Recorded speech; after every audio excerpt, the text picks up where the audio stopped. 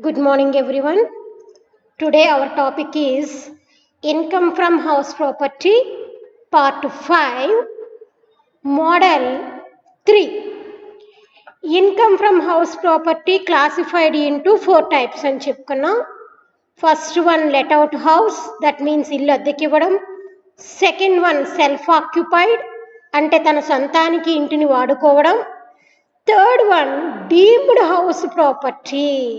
What is the meaning of deemed house property? An SSC has occupied more than one residential house for his residence. జాగ్రత్తగా చూడండి, ఒక SSC occupied more than one house for his residence. అంటే ఏంటి? SSC అనే అతను more than one house అంటే ఒకటి కన్నా ఎక్కువ హౌసెస్ని తన సొంతానికి వాడుకుంటుంటే one residential house at his choice is treated as self occupied and other house under his occupation are treated as let out house. That means ఒక వ్యక్తికి మోర్ దాన్ వన్ హౌస్ అంటే ఒకటి కన్నా ఎక్కువ హౌసెస్ ఉన్నప్పుడు తన చాయిస్ అన్నమాట. ఒక హౌస్ని సెల్ఫ్ ఆక్యుపైడ్ అనుకోవాలి, రిమైనింగ్ ఇంకొక హౌస్ని లెట్ అవుట్ హౌస్ అని ట్రీట్ చేసుకోవాలి. Such treated house are known as deemed to be let out house.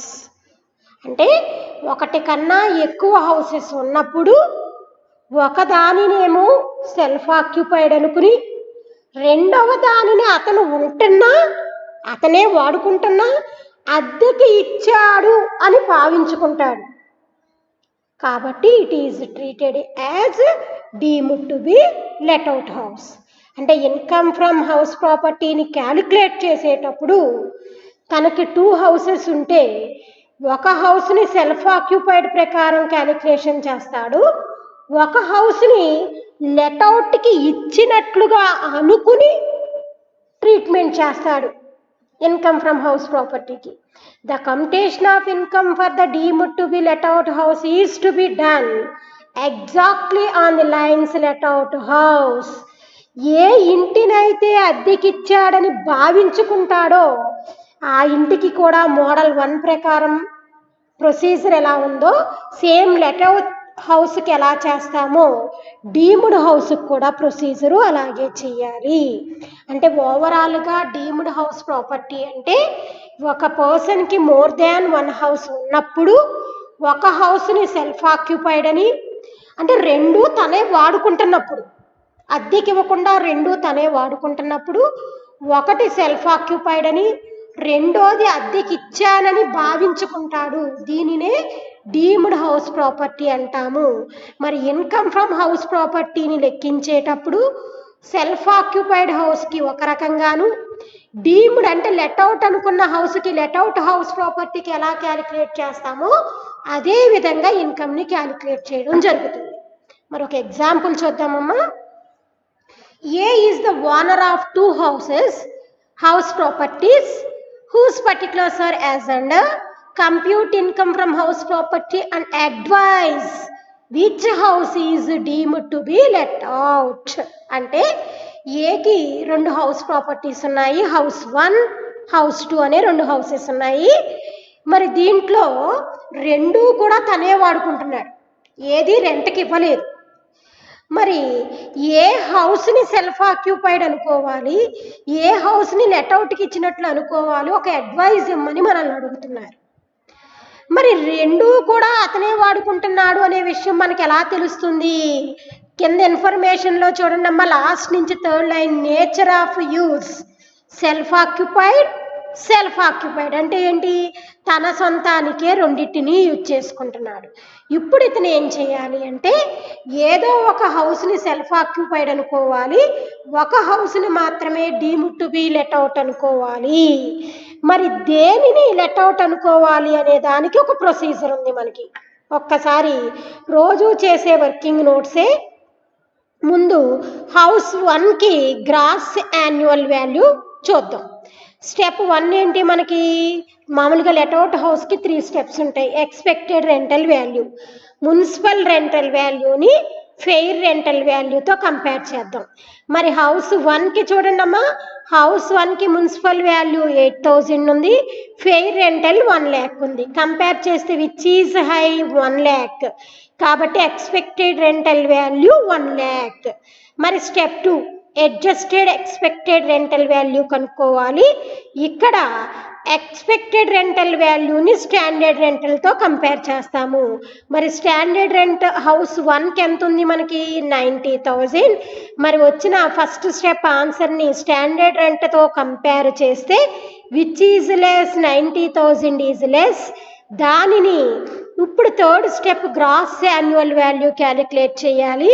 ఇది సెకండ్ స్టెప్లో వచ్చిన అడ్జస్టెడ్ ఎక్స్పెక్టెడ్ రెంటల్ వాల్యూని యాక్చువల్ రెంట్తో కంపేర్ చేద్దాం. మరి ప్రాబ్లంలో ఎక్కడా కూడా మనకి యాక్చువల్ రెంట్ ఇవ్వలేదు కాబట్టి నీల్. ఇప్పుడు విచ్ ఈజ్ హై అంటే 90,000 వచ్చింది కాబట్టి it is treated as gross annual value. Gross annual value కాబట్టి గ్రాస్ యాన్యువల్ వాల్యూ ఎంత వచ్చింది మీకు? 90,000. ముందుగా ఈ విధంగా హౌస్ 1కి హౌస్ 2కి కూడా మనం రోజు ఎలా చేస్తున్నామో అదే విధంగా ఫస్ట్ 3 స్టెప్స్ అంటే హౌస్ 1కి హౌస్ 2కి గ్రాస్ యాన్యువల్ వాల్యూని ఫైండ్ అవుట్ చేయాలి. ముందు హౌస్ 1కి gross annual value find out చేశాను, 90,000 వచ్చింది. మరి ఇప్పుడు హౌస్ 2కి చూద్దాం. ఇక్కడ కూడా ఏం చేయాలి? హౌస్ 2కి ముందు స్టెప్ 1 గ్రాస్ యాన్యువల్ వాల్యూ కనుక్కోవాలి అంటే స్టెప్ 1 ఎక్స్పెక్టెడ్ రెంటల్ వాల్యూ కనుక్కోవాలి. మరి హౌస్ 2కి municipal value fair rental value house 2కి ఎంత ఉన్నాయి? Municipal value 1 lakh, fair rental value 1,20,000 ఉంది. విచ్ ఈజ్ హై అంటే ఫెయిర్ రెంటల్ వాల్యూ 1,20,000 వచ్చింది. Step 2 adjusted expected rental value కనుక్కోవాలి. దీనిని స్టెప్ 1లో వచ్చిన ఎక్స్పెక్టెడ్ రెంటల్ వాల్యూని స్టాండర్డ్ రెంట్, మరి హౌస్ 2కి స్టాండర్డ్ రెంట్ ఎంత కనబడుతుంది మనకి? 75,000. దాంతో కంపేర్ చేస్తే which is less? 75,000. Third step gross annual value కనుక్కోవాలి. మరి దీనిని సెకండ్ స్టెప్లో వచ్చిన అడ్జస్టెడ్ ఎక్స్పెక్టెడ్ రెంటల్ వాల్యూతో యాక్చువల్ రెంటల్ వాల్యూని కంపేర్ చేస్తాము. మరి ప్రాబ్లంలో మనకి ఎక్కడా కూడా యాక్చువల్ రెంటల్ వాల్యూ అనేది లేదు కాబట్టి ఇది నిల్. అప్పుడు విచ్ ఈజ్ హై అయినప్పుడు అడ్జస్టెడ్ ఎక్స్పెక్టెడ్ రెంటల్ వాల్యూ 75,000. కాబట్టి 75,000 ఈజ్ గ్రాస్ యాన్యువల్ వాల్యూ. కాబట్టి ముందుగా హౌస్ 1కి హౌస్ 2కి గ్రాస్ యాన్యువల్ వాల్యూకి సంబంధించి వర్కింగ్ నోట్స్ అనేది కంప్లీట్ చేయాలమ్మా. ఇప్పుడు నోట్ చూడండి అందరూ. గ్రాస్ యాన్యువల్ వాల్యూ హౌస్ 1కి ఎంత వచ్చింది మనం కనుక్కుంటే? 90,000. గ్రాస్ యాన్యువల్ వాల్యూ హౌస్ 2కి ఎంత వచ్చింది? 75,000. గ్రాస్ యాన్యువల్ వాల్యూని బట్టి ఏ హౌస్ సెల్ఫ్ ఆక్యుపైడ్ అనుకోవాలి, ఏ హౌస్ని deemed to be let out అనుకోవాలి అనేది ఇక్కడే డిసైడ్ చేసేస్తాం. గ్రాస్ యాన్యువల్ వాల్యూ ఎక్కువగా వచ్చిన దాన్ని ఎప్పుడూ కూడా సెల్ఫ్ ఆక్యుపైడ్ అనుకోవాలి. మళ్ళీ చెప్తున్న గ్రాస్ యాన్యువల్ వాల్యూ దేనికైతే ఎక్కువగా ఉంటుందో దానినే సెల్ఫ్ ఆక్యుపైడ్ అనుకోవాలి. ఎందుకు అంటే గ్రాస్ యాన్యువల్ వాల్యూ ఎక్కువ వచ్చింది అంటే ఇన్కమ్ కూడా పెరుగుతుంది, ఇన్కమ్ పెరిగితే ట్యాక్స్ ఎక్కువ కట్టాలి. కాబట్టి గ్రాస్ యాన్యువల్ వాల్యూ ఏ హౌస్కి అయితే ఎక్కువగా ఉంటుందో దానిని సెల్ఫ్ ఆక్యుపైడ్ అని, రెండవ దానిని లెట్ అవుట్ అద్దెకిచ్చాము అని భావించాలి. మరి ఇక్కడ gross annual value of house 1 is more than house 2 అంతే కదమ్మా. 1K GAV ఎక్కువగా ఉంది కాబట్టి house 1 is taken as self occupied and house 2 is taken as deemed to be let out. రెండు హౌసెస్ ఉన్నప్పుడు ఒక హౌస్ సెల్ఫ్ ఆక్యుపైడ్ అని, ఒకటి అద్దెకిచ్చామని భావించుకోవాలి, రెండు మనమే వాడుకుంటున్నప్పుడు.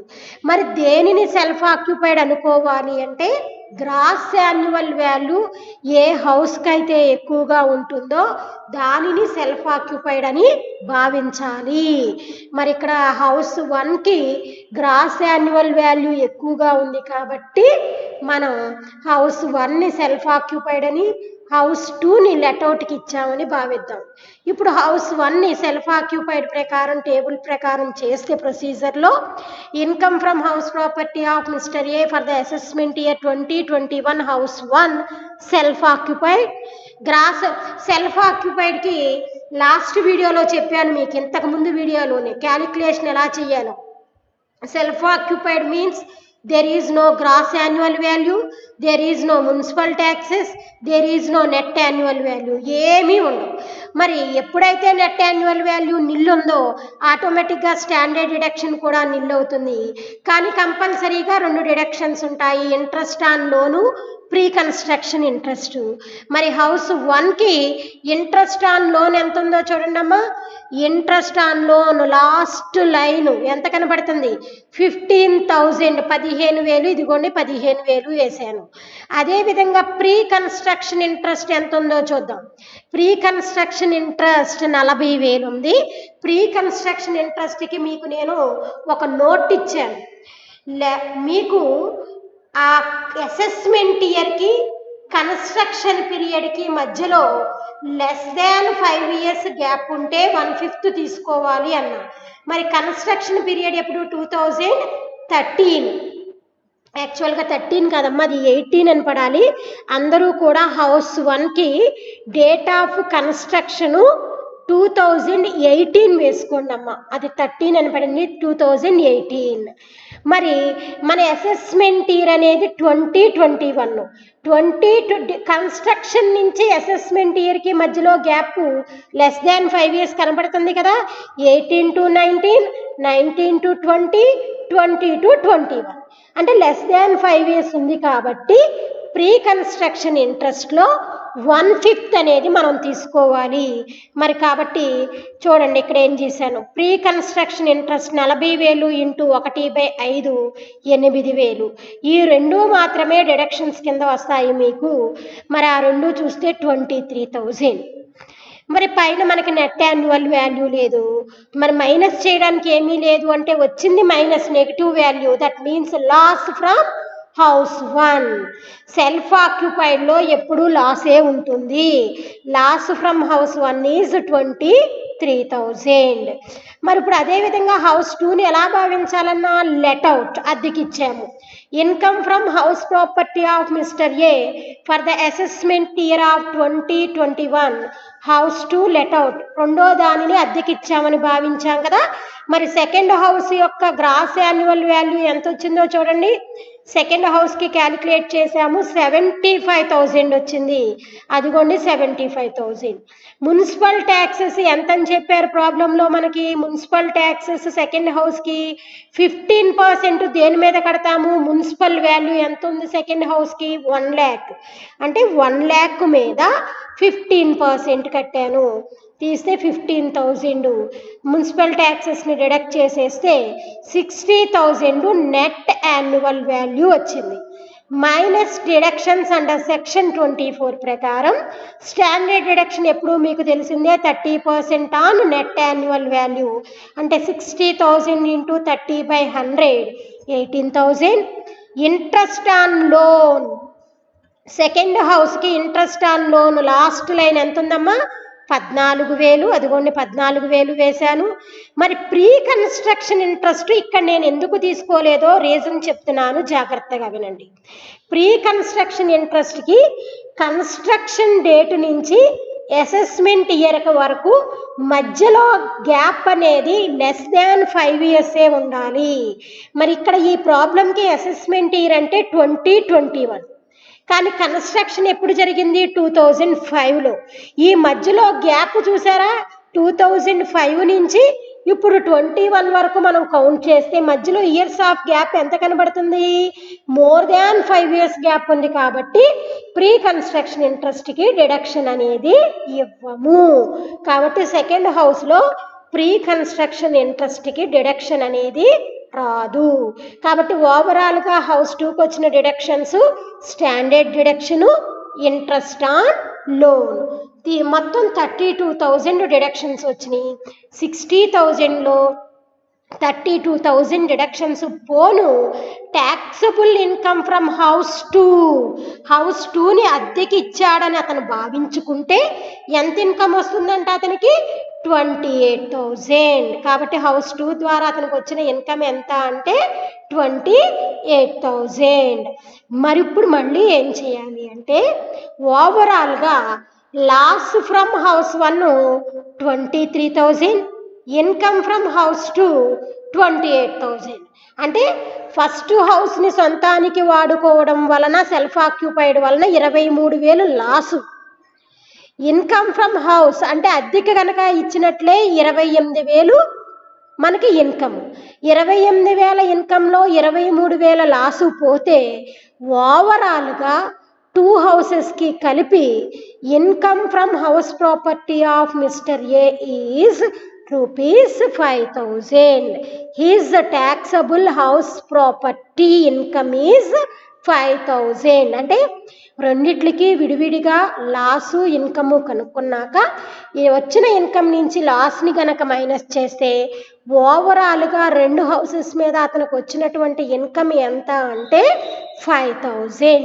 It is taxable income from house property of mister A ₹5,000. కాబట్టి ఒక ఎస్ఎస్సికి మోర్ దాన్ 1 హౌస్ ఉన్నప్పుడు ఒక హౌస్ని సెల్ఫ్ ఆక్యుపైడ్ అనుకోవాలి. రిమైనింగ్ 2 ఉన్నా 3 ఉన్నా కూడా వాటిని లెట్అవుట్ కిందే భావించాలి. ఒక్కదాన్ని మాత్రమే సెల్ఫ్ ఆక్యుపైడ్ అనుకోవాలి. ఒకవేళ అతనికి 3 హౌసెస్ ఉన్నాయనుకోండి, 1 సెల్ఫ్ ఆక్యుపైడ్ అవుతుంది, 2 లెట్అవుట్ అవుతాయి. మరి ఏది సెల్ఫ్ ఆక్యుపేషన్ కింద తీసుకోవాలని ఇప్పుడే క్లూ ఇచ్చా. దేనికైతే గ్రాస్ యాన్యువల్ వాల్యూ ఎక్కువగా ఉంటుందో that is treated as self occupied house.